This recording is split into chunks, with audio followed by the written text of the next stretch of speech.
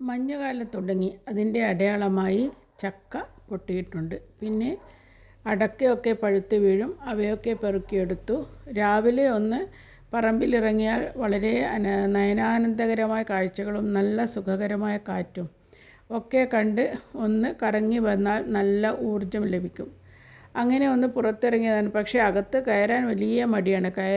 ഇറങ്ങിയാൽ ഇതൊക്കെ കണ്ടിങ്ങനെ സമയം പോകും. ഇതാണ് പഴകിയ മരത്തിൻ്റെ മുകളിലുണ്ടാകുന്ന താടി എന്നാണ് പറയുക. ചിലതിനൊക്കെ നല്ല ഔഷധ ഗുണമുണ്ട്. പിലാത്താടി, അതായത് പിലാവിൻ്റെ മരത്തിൻ്റെ മുകളിലുണ്ടാകുന്നതൊക്കെ മുണ്ടിനീരെന്ന് പറയുന്ന അതിനൊക്കെ അരച്ച് പുരട്ടാറുണ്ട് എന്ന് എനിക്കറിയാം. പണ്ടൊക്കെ അത് കണ്ടിട്ടുണ്ട്. ഇത് കഥകളിയിലെ താടിയോട് സാമ്യമുള്ളത് കൊണ്ടാവും ഇതിന് താടി എന്ന് പേര് വന്നത്. കഥകളിയിലെ താടി ഇങ്ങനെ തന്നെ ആയിരിക്കും ഏകദേശം ഷേപ്പ്.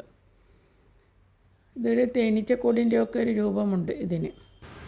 പിന്നെ ഇത് ഞാൻ നട്ടതൊന്നുമല്ല. ഒരുപാട് പപ്പായങ്ങൾ ഞങ്ങൾ കഴിച്ചിട്ട് ചാടിയത് കൊണ്ടാണ് ഇങ്ങനെ ധാരാളം മുളച്ച് വന്ന് അതിലൊക്കെ നന്നായി പപ്പായ ഉണ്ടായിട്ടുണ്ട്. പഴുത്ത പപ്പായമാണ് കൂടുതലിഷ്ടം. അതുകൊണ്ട് മിക്കവാറും പഴുക്കാൻ അങ്ങനെ വയ്ക്കും. ഇത് കൈകൊണ്ടെത്തുന്ന രൂപത്തിൽ തന്നെ പറിക്കാൻ കിട്ടിയിട്ടുണ്ട്.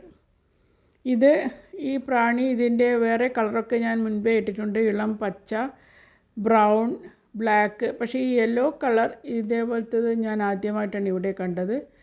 നല്ല ഭംഗിയുണ്ട് കാണാൻ. ഓരോ ജീവിക്കും അതിൻ്റേതായ ചലന വ്യവസ്ഥകളും രൂപവും അതിജീവനവും ഒക്കെ നമുക്ക് ചുറ്റും കാണുന്നുണ്ട്. നമ്മളതൊന്നും ശ്രദ്ധിക്കാതെ പോകുന്നതാണ്. ഒക്കെ നമ്മൾ ആരെയും ഉപദ്രവിക്കാതെ തിരിച്ചിങ്ങോട്ട് ഉപദ്രവിച്ചാൽ മാത്രം അങ്ങോട്ടും ഉപദ്രവിക്കാമെന്നല്ല, നമ്മുടെ ജീവൻ്റെ രക്ഷയ്ക്ക് വേണ്ടി മാത്രം ഇവയെ അങ്ങോട്ട് തിരിച്ചും ചെയ്യാം. Thanks for watching.